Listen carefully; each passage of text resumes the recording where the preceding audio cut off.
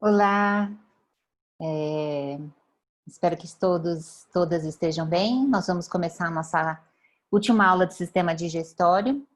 Lembrando que essa aula foi preparada para vocês, alunos de fisiologia do curso de biotecnologia, e eu peço a vocês para não divulgarem, não publicarem, não passarem essa aula para quem não está na disciplina, por favor. Nossa aula de hoje é sobre controle do processo digestório. Muitas coisas que a gente vai falar agora no início, nós já vimos nas aulas anteriores, né? Então eu vou fazer uma rápida revisão sobre os mecanismos neurais e hormonais relacionados ao sistema digestivo, e para que a gente possa compreender esse processo, né? Como é que se dá esse controle. Nós vamos percorrer o sistema neuroendócrino, né? Onde a gente tem, então, o controle neural, da função digestiva. Nós vamos voltar a falar um pouco sobre os mecanismos parácrinos e também os mecanismos endócrinos. Bom, a função endócrina é aquela realizada por sinalizadores, por hormônios, que são produzidos por células endócrinas, que são lançados, esses sinalizadores são lançados na corrente sanguínea e vão agir em células-alvo distantes, né, muitas vezes, das células endócrinas produtoras. Já o mecanismo parácrino é aquele onde as células produzem essas moléculas sinalizadoras que vão agir em células vizinhas, então por meio de difusão, ela não entra na corrente sanguínea. E a função neurócrina, né, é uma função, né, que tem mediada sempre pelo sistema nervoso entérico, né, que é a regulação intrínseca, tanto da motilidade quanto das secreções, e a regulação extrínseca, que é aquela realizada pelo sistema nervoso autônomo, tanto seu ramo simpático quanto parasimpático. Os níveis superpostos do controle hormonal e nervoso intrínseco e extrínseco vão permitir, então, que seja feito um controle bem delicado e preciso de todas as funções gastrointestinais. Então, nós vamos relembrar algumas coisas, né? Então, no que diz respeito ao sistema neurócrino, né? Realizado pelo sistema nervoso entérico, né? Contando com tipos de neurônios sensoriais, interneurônios e motoneurônios, e com os diferentes neurotransmissores, né, sendo que o excitatório ele é colinérgico, né, o neurotransmissor principal é a acetilcolina. E além disso, do sistema nervoso entérico, que é o intrínseco, a gente conta com o sistema extrínseco, né, que é o autônomo, tanto o parasimpático quanto o simpático.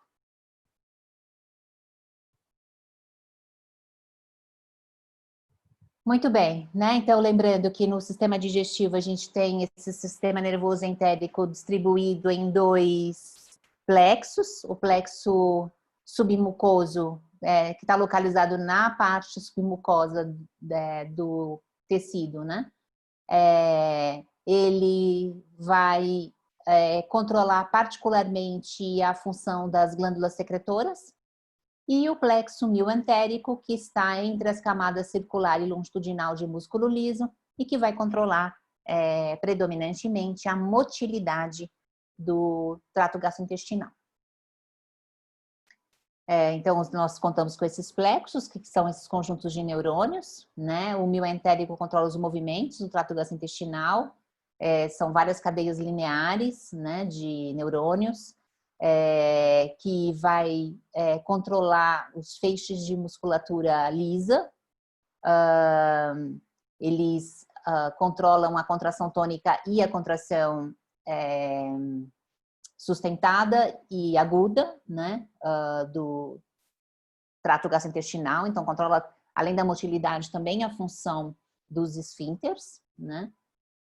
A sua intensidade aumenta, aumentando as contrações rítmicas e a frequência das despolarizações, né? E a velocidade da motilidade, né, vai depender dessas ondas excitatórias, que são os picos, as ondas de picos, que são aqueles potenciais de ação que saem das ondas de base, como a gente viu nas aulas anteriores. E o plexo submucoso vai controlar a secreção, né, das células secretoras em todo o sistema gastrointestinal e também controla o fluxo sanguíneo local, né, controlando a secreção e tem um papel importante também no controle da absorção. Então, lembrando que a parede do trato gastrointestinal conta com esse sistema nervoso entérico, né, que é constituído do plexo submucoso e entérico, que está integrando as atividades motoras e secretoras. Então, tudo isso a gente já tinha visto, né? Lembrando a localização, né, desses plexos. Aqui os plexos submucosos estão localizados aqui próxima à submucosa, controlando então as secreções das glândulas da submucosa, e o plexo entérico entre as camadas circular e longitudinal de musculatura lisa. Bom, como a gente já tinha visto também, né, a gente tem nesse plexo entérico os neurônios excitatórios e inibitórios, né? Os excitatórios, eles medeiam a sua ação pelos neurotransmissores acetilcolina e substância P, então são excitatórios, vão estimular a motilidade, e os neurônios inibitórios medeiam essa ação por neurotransmissores que é principalmente o polipeptídeo vasoativo intestinal, o VIP, e a adinorfina. Muito bem, e o plexo submucoso, né, que vai regular o transporte de íons de água e as secreções glandulares, né, tá comunicando com o plexo entérico, eles têm um papel coordenado entre eles, né, e os neurotransmissores ainda não são muito bem conhecidos, né. A gente sabe que tem papel da acetilcolina estimulando as secreções, né, sabe também que há uma participação do VIP, mas nem todos os neurotransmissores são conhecidos nessa função de controle glandular pelo plexo submucoso. Bom, o sistema nervoso entérico, então, vai coordenar, né, o funcionamento do trato gastrointestinal. Esses neurônios dos plexos vão inervar as células ganglionares na mucosa e na submucosa, as células musculares lisas na musculatura externa e a muscular da mucosa também. Então, essa muscular externa é a circular e longitudinal, e no caso do estômago também a oblíqua, e a muscular da mucosa é aquela camada bem delgada de músculo que está bem na porção mucosa da parede do trato gastrointestinal. E, além disso, também controla a função das células endócrinas e exócrinas. Com isso, a gente tem um controle fino de todas as atividades secretoras e motoras do trato gastrointestinal, tá? Então, aqui tem um resuminho, né, mostrando, né, que a gente tem esse plexo controlando, né, todas as funções do trato gastrointestinal, né? Eles recebem informações também da parede do trato gastrointestinal, de quimio e mecanorreceptores, e também é influenciado pela atividade do sistema nervoso autônomo, como a gente já tinha visto também. Tudo isso, lembrando, é uma rápida revisão da aula que a gente teve a apresentação do sistema digestivo. Bom, então, alguns exemplos, né, de reflexos intrínsecos que acontecem no sistema nervoso entérico, que é mediado pelo sistema nervoso entérico, que vão modificar o movimento peristáltico, né? Então, a peristalse, ela tem dois reflexos, né, que são mediados pelo sistema nervoso entérico, que estão estimulados pela presença do alimento no lúmen. E também a distensão mecânica pela presença do alimento no lúmen vai estimular os neurônios entéricos aferentes, e esses neurônios vão fazer sinapse com vários interneurônios colinérgicos que vão provocar dois efeitos distintos. Então, aqui a gente tem a parede, né, a mucosa, a estimulação mecânica e química vai sensibilizar mecano e quimioreceptores nessa parede, que fazem, então, várias sinapses com interneurônios e com o plexo mioentérico e submucoso, que vai, então, controlar tanto a motilidade quanto a secreção. Então, as respostas, né? Nos neurônios motores excitatórios localizados, né, bem atrás do bolo alimentar, né? por meio da acetilcolina e da substância P, vão estimular a contração da musculatura lisa atrás do bolo alimentar. Então, na porção mais cefálica. E uma camada muscular longitudinal na frente do bolo alimentar, né? Que vai, então, propiciar esse deslocamento em peristalse de uma maneira unidirecional do bolo alimentar. Então, é uma revisão, novamente, a gente já tinha falado sobre isso. Estou mostrando só uma figurinha um pouquinho diferente, inclusive mostrando alguns neurotransmissores aqui apontados. E, né, os principais neurotransmissores, a gente tem o VIP, que é o peptídeo inibidor vasoativo, e o óxido nítrico, que vai, então, provocar depois esse relaxamento, né, também sucessivo da camada muscular anterior, circular anterior e a camada longitudinal posterior ao bolo alimentar. Então, conforme a peristalse vai acontecendo, né, ela é seguida também de uma onda de relaxamento. A 5-hidroxitriptamina, que é a serotonina, é um mediador, né, também nessas respostas, né, porque ele é um dos neurotransmissores responsáveis pelas primeiras sinapses quando estimuladas por mecânica quimiorreceptores aqui na mucosa, né? Ele vai fazer, então, vai mediar essa resposta nos interneurônios, com os plexos submucoso e mioentérico. E aqui eu trago um exemplo, né, de que a coledotoxina, né, que é uma toxina produzida por esse micro-organismo responsável pela cólera, essa toxina ela é análoga à serotonina, muito similar à serotonina. Então é como se ela mimetizasse a presença do bolo alimentar no intestino. Mas como não tem, né? E ela ativa os receptores de serotonina aqui, ela vai induzir um aumento da motilidade e um aumento da secreção. E é por isso que ela causa, né, uma diarreia severa, né? Provocando, então, um aumento dessa motilidade e também um aumento das secreções digestivas. Bom, a inervação intrínseca é aquela realizada pelo sistema nervoso autônomo, simpático e parasimpático, né? A inervação simpática, ela é mediada por fibras adrenérgicas pós-ganglionares e a sua estimulação vai inibir a atividade motora e secretora. Então, ela inibe, né, a motilidade e inibe a liberação de sucos digestivos e também de muco. Já os neurônios parasimpáticos, né, que chegam principalmente pela cadeia vagal, né? São fibras pré-ganglionares no tronco cerebral e medula sacral e pós-ganglionares próximas aos órgãos-alvo. Então, aqui a gente tem os pós-ganglionares, né? E aqui os ganglionares. Inervando, então, né, o trato gastrointestinal aqui todo, né? Inclusive as glândulas acessórias. As fibras parasimpáticas vão terminar nas células do plexo mientérico submucoso também, então vão estimular esses plexos e também, né, modulam a atividade do sistema nervoso entérico.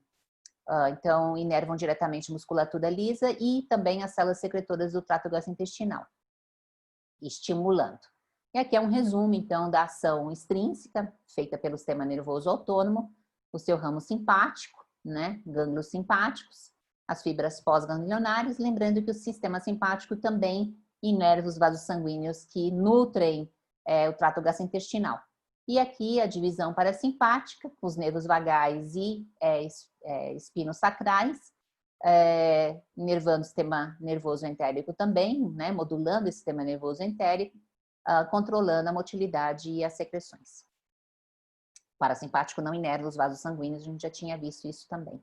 E aqui um resumão, né? Mais um resumão mostrando essas inervações simpática e parasimpática. E aqui os dois plexos, mioentérico e submucoso, né? Para ilustrar novamente esses mecanismos. Ok, com isso a gente fecha neurócrino, vamos para então o controle parácrino. Bom, os mediadores parácrinos quais são? Né? Eles vão regular a função secretora e motora, então eles também agem, né, regulando a motilidade e as secreções, né? Um exemplo de um mediador parácrino é a histamina.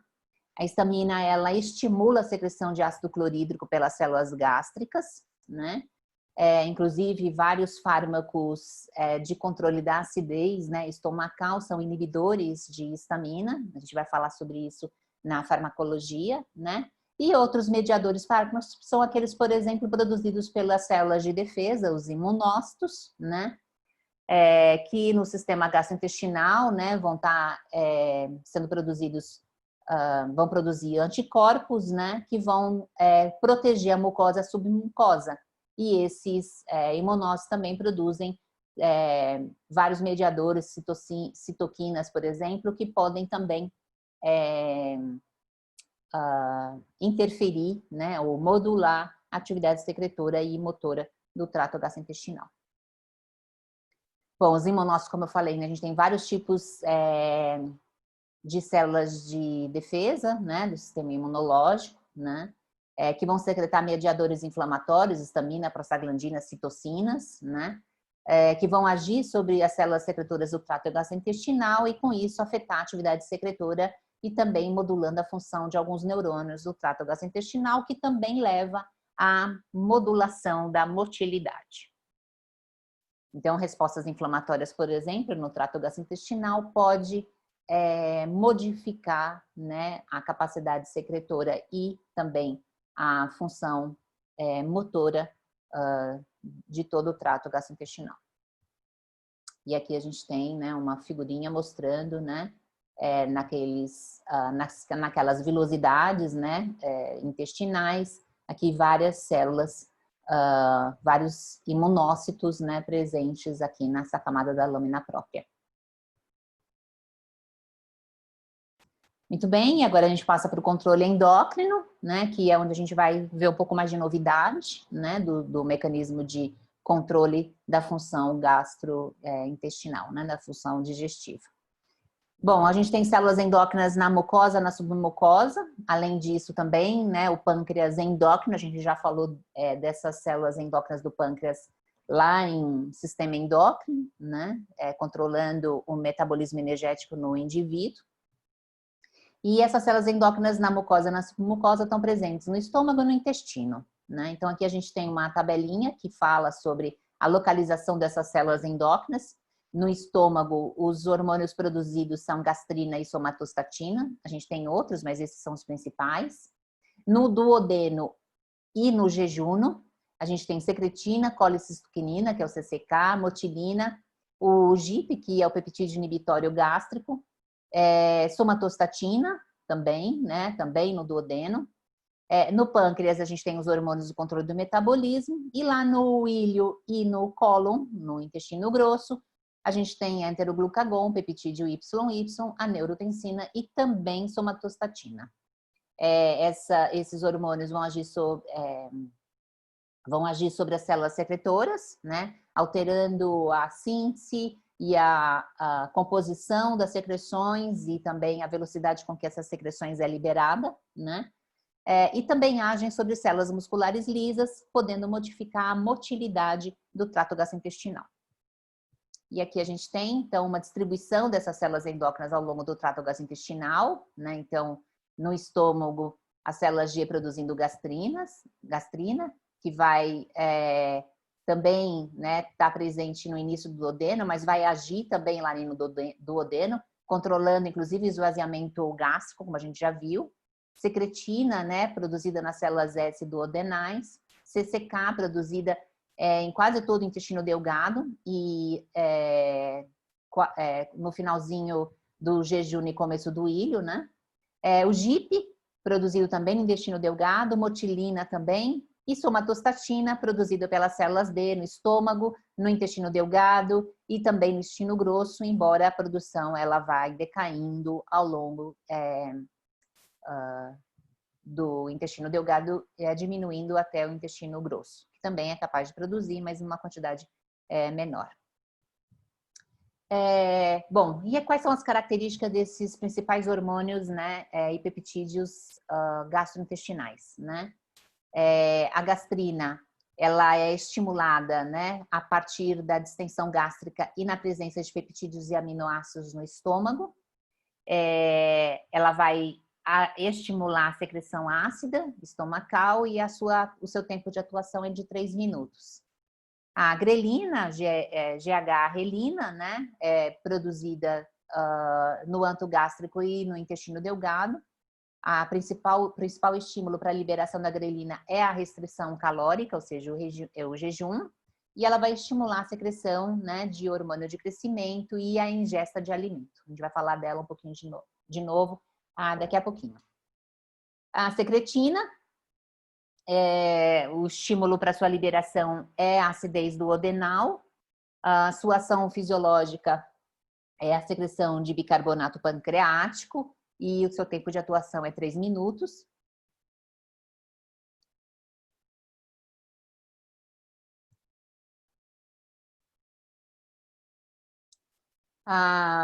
O CCK, que é a colicistectinina, o principal estímulo para a sua liberação é a presença de ácidos graxos e aminoácidos no intestino delgado. E as suas ações vai estimular a contração da vesícula biliar. Então, é a presença de gordura que estimula a contração da vesícula biliar. É a secreção de enzimas pancreáticas, a partir dos seus ácidos, e inibe a ingesta de alimento. E a sua ação é de 5 minutos. E o peptídeo GIP,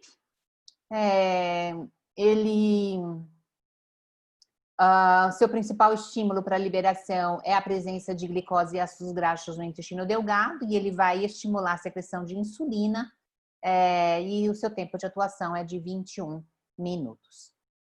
Bom, com isso a gente viu, né, os mecanismos de controle neural e hormonal sobre a função secretora e a motilidade do trato gastrointestinal. O que a gente vai ver agora são os mecanismos relacionados com a regulação da ingesta de alimento. Esses mecanismos de controle da ingesta de alimento, eles são fundamentais, né, junto com os mecanismos de controle do metabolismo energético, para prover, né, e manter o organismo com a energia necessária para o desempenho das suas atividades, né?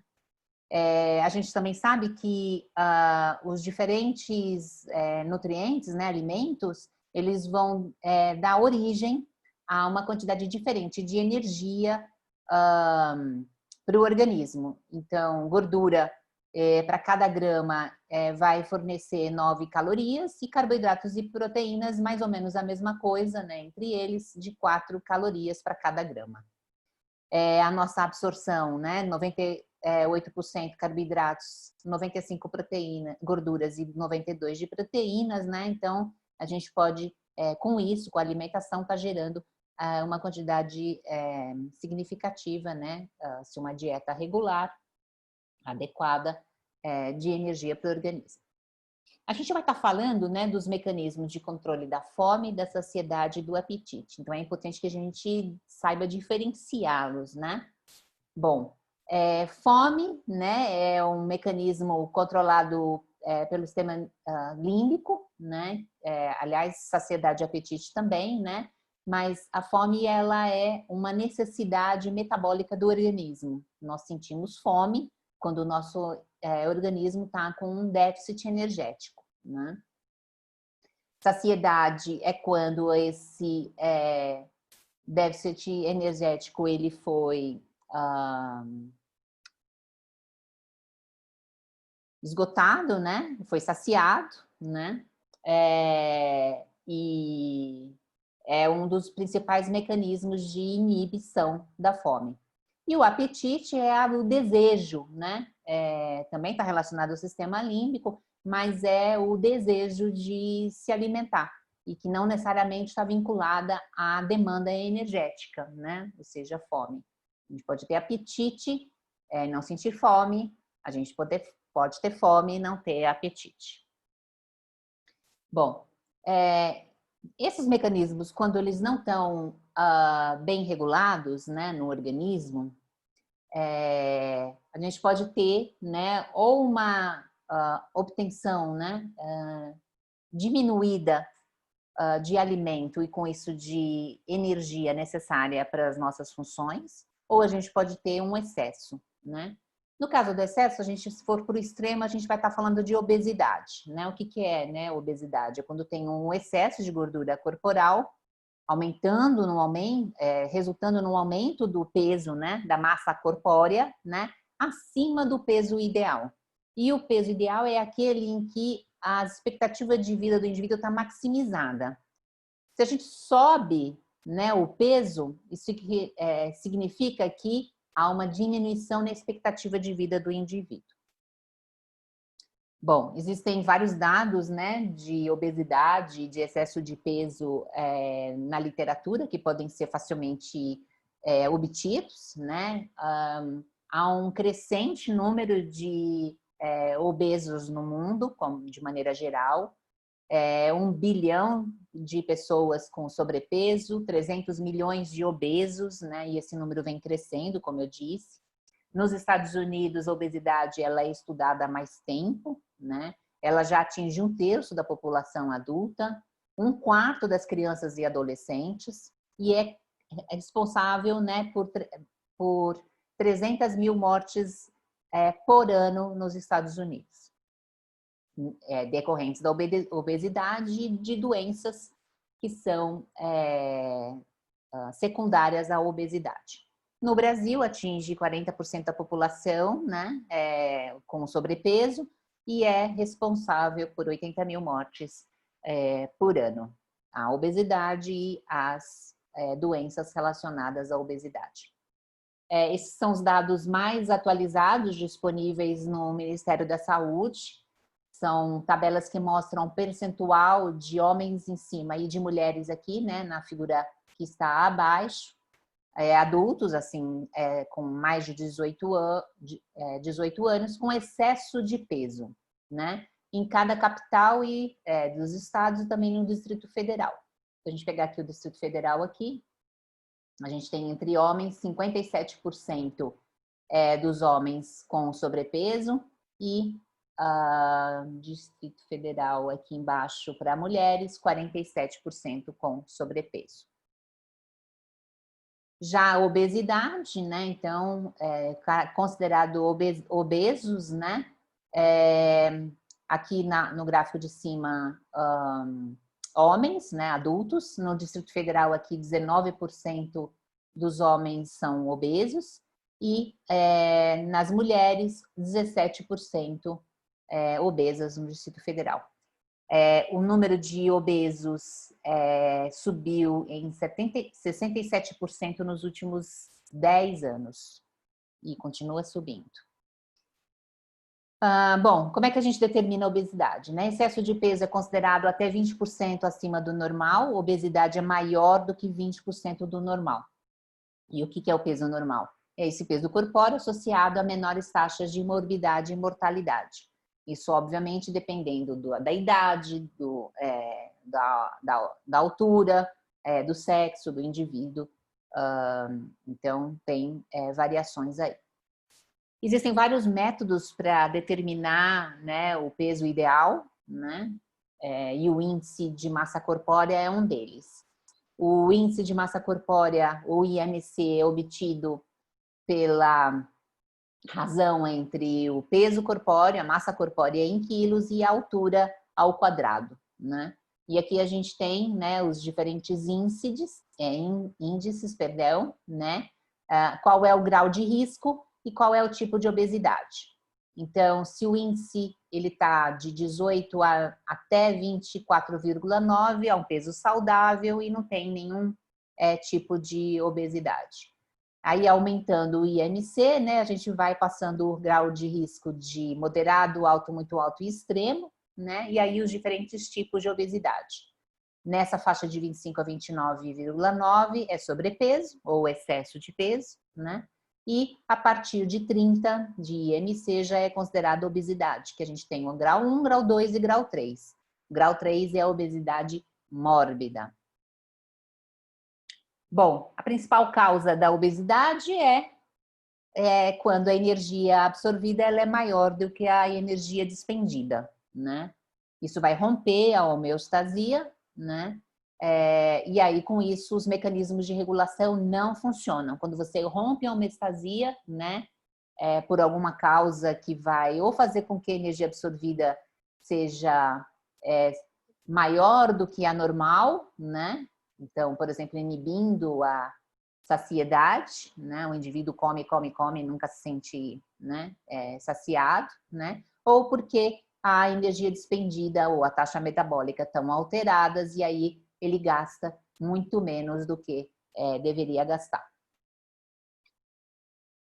Quais são os fatores que regulam, né, esses mecanismos, né, de quanto obtém e quanto gasta, né? A regulação energética, que se dá a longo prazo, e a regulação alimentar, que se dá a curto prazo, tá?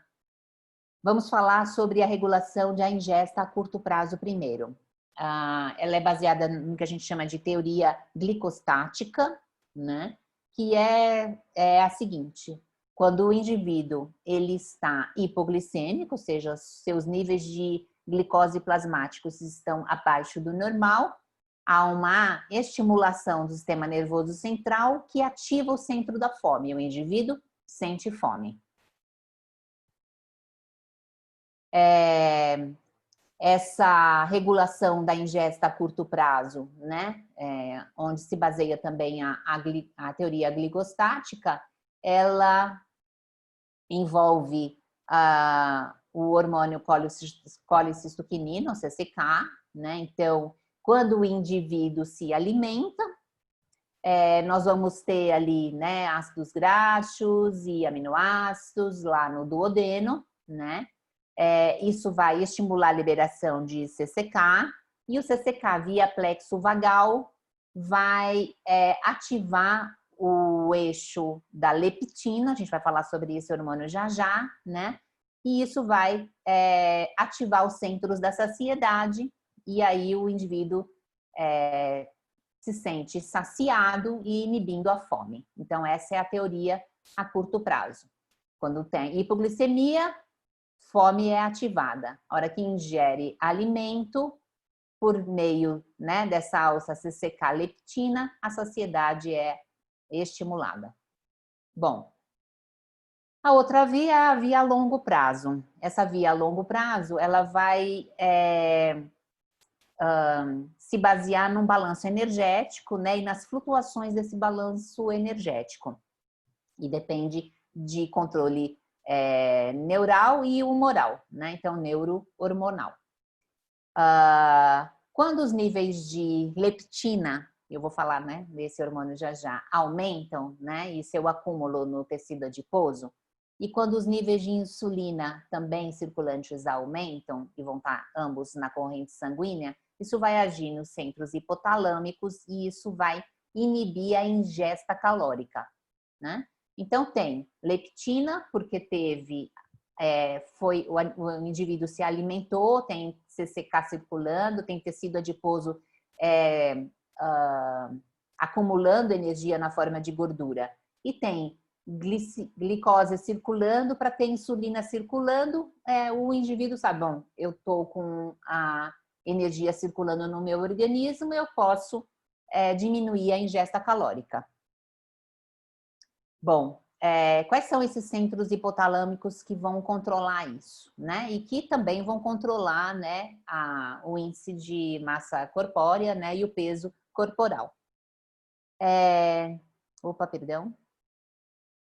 A gente tem dois grupos de células no hipotálamo, o núcleo ventromedial, que é esse que está em amarelo aqui, e a área lateral, que é o que está em verde aqui, tá?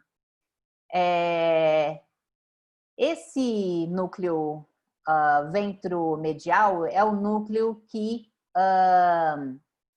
estimula o indivíduo a comer.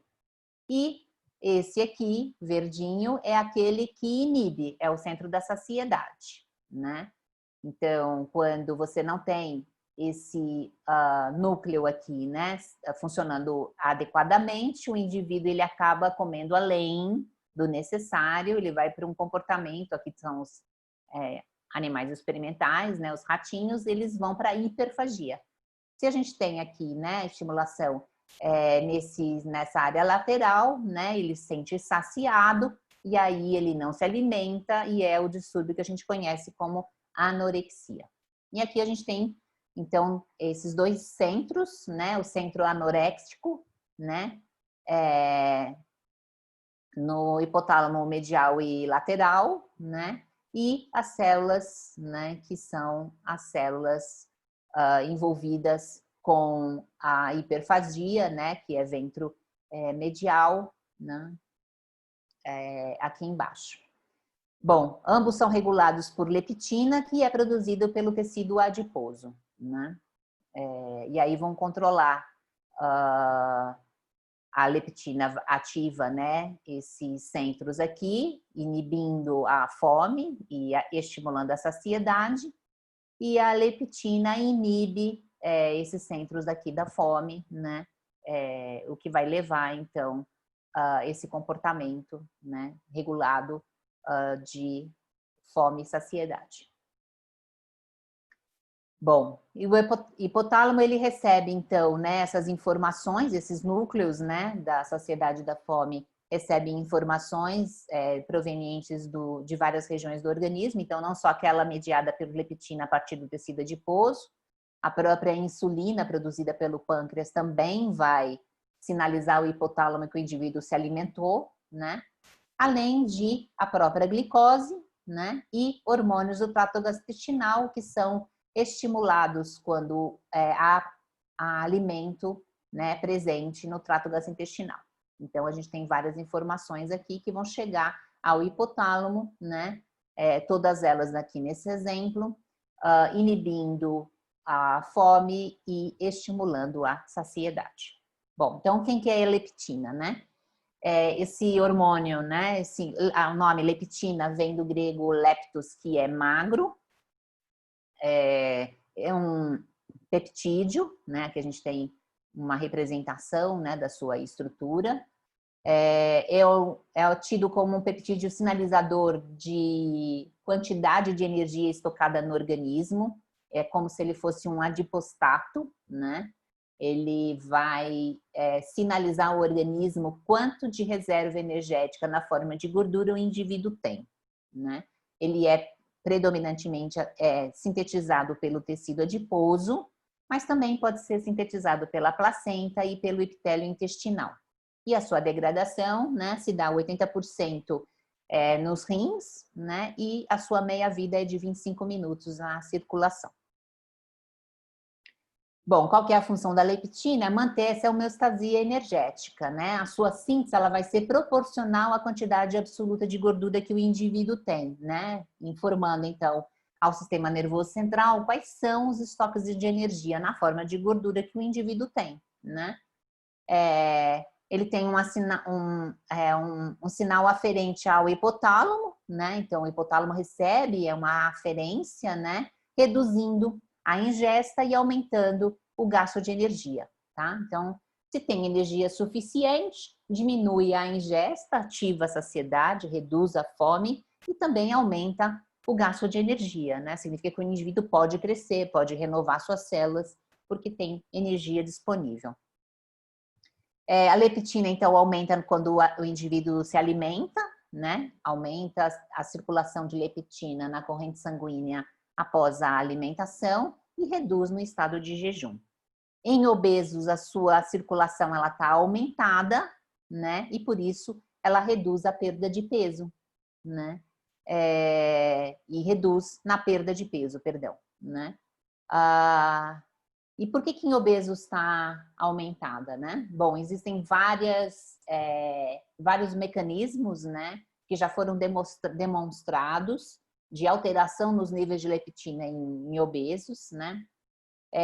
O mais comum é aquele da resistência à leptina no sistema nervoso central, que é causada por uma dificuldade da leptina acessar o sistema nervoso central. E aí, né, se não tem, né, esse acesso, ele está diminuído, é como se tivesse níveis diminuídos de leptina circulando. Então, o indivíduo centralmente no hipotálamo entende que tem baixa reserva energética, né? Então, está estimulada a fome, inibida a saciedade e também reduz o gasto de energia, e por isso que acumula ainda mais energia e diminui a perda de peso. Além disso, tem a deficiência nos receptores do sistema nervoso central ou nas respostas hipotalâmicas à leptina, né? Então, tem uma baixa, de qualquer forma, né, nesse mecanismo de responder à presença de leptina. Além disso, também já foi demonstrado que transportadores na barreira hematocefálica têm uma menor eficiência, né, quando os níveis plasmáticos estão muito elevados de leptina. É um esgotamento, né, nesses transportadores na barreira hematocefálica por conta dos níveis aumentados de leptina, e isso dificulta ainda mais a passagem de leptina em direção ao hipotálamo, mantendo os níveis plasmáticos sempre superiores aos níveis nos líquors cerebrais. Isso vai induzir a hiperfagia, ou seja, a vontade de estar comendo o tempo inteiro, né, esse comportamento de estar comendo o tempo inteiro, a redução no gasto de energia, ou seja, acumula energia, né, e isso leva à obesidade severa. E aqui um quadro mostrando, né, resumindo, esses mecanismos de curto prazo, né, que é aquela teoria glicostática, né, se alimentou, vai ter glicose circulando, vai ter CCK também, isso vai rapidamente inibir a fome e estimular a saciedade, né?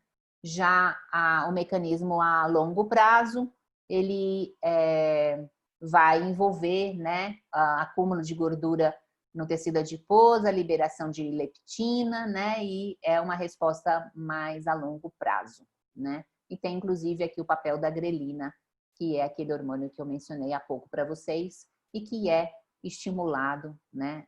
Ele passa a ser lançado na corrente sanguínea sempre que há ingesta de alimento, fazendo com que aumente os níveis circulantes de hormônio de crescimento, sinalizando para o organismo que ele pode renovar os seus tecidos, etc., porque tem energia suficiente para isso. E aqui, de novo, né, um quadro, né, resumo desses reguladores do apetite, né, ou da saciedade também. Então, leptina, né, vai produzir, né, essa saciedade, né, então sinaliza para o indivíduo que já se alimentou e que já tem energia e que ele pode se sentir saciado, né, e o hormônio que produz fome, né, tem esses níveis de grelina, né, que vão estimular, né, esses neurônios hipotalâmicos que fazem com que o indivíduo sinta fome também. E aí, com isso, ele se alimenta, mantém essas reservas energéticas, né, eliminando depois a sensação de saciedade e liberando o hormônio de crescimento para que esse indivíduo possa também utilizar esses estoques para renovação. Muito bem, e para finalizar, né, eu trago essa figurinha porque eu acho isso uma curiosidade e acho interessante, né, a gente observar como alguns tipos de alimento, né, ou de refeições, elas são capazes de nos saciar mais prontamente do que outras, né? Então, a maior parte de nós se sente mais saciado, né? E com isso inibindo a fome de uma maneira mais efetiva quando a gente faz a ingesta de alimentos sólidos, né? Em que a gente mastiga, né? muito mais do que quando a gente ingere alimentos líquidos, né? Como, por exemplo, sucos, né? Vitaminas, os shakes, por exemplo, né? Tem muita gente que entra naquelas dietas, né? De reduzir o peso fazendo aqueles shakes, né? Aquelas vitaminas, né? E aí acaba mencionando, né? Que continua com fome quando se alimenta disso, né? E por quê, então, né? Porque em todos os mecanismos de controle da digestão, a gente tem sempre um componente cefálico. Vocês devem lembrar que eu falei isso na aula passada, né? Nas outras aulas, na verdade.